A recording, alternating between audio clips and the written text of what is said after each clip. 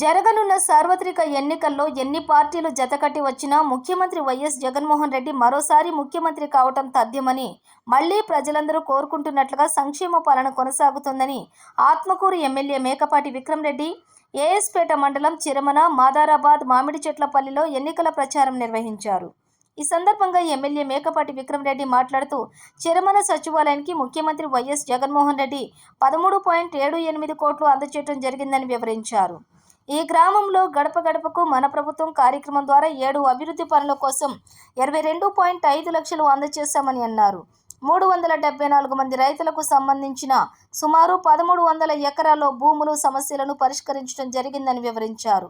Jagananna layout ద్వారా 117 సొంత స్థలం కలిగిన వారికి 14 మందికి గృహ నిర్మాణాలను అనుమతులు మంజూరు చేయడం జరిగిందని, ఈ పంచాయతీ పరిధిలో 2 దేవాలయాల నిర్మాణాలకు అనుమతులు కూడా మంజూరు చేయడం జరిగిందన్నారు.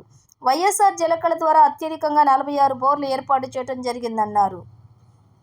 గత 5 సంవత్సరాల్లో గ్రామాలకు అందజేసిన సంక్షేమంతో పాటు రానున్న రోజుల్లో చేయబోయే అభివృద్ధిని సైతం వివరిస్తున్నామని పేర్కొన్నారు.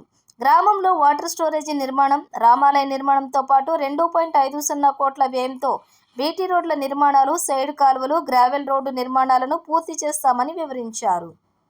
2014లో ప్రజలను మోసం చేసిన కూటమి మళ్లీ 2024లో ప్రజలను మోసం చేసేందుకు జత కట్టాయని వారికి సరైన బుద్ధి చెప్పాలన్నారు.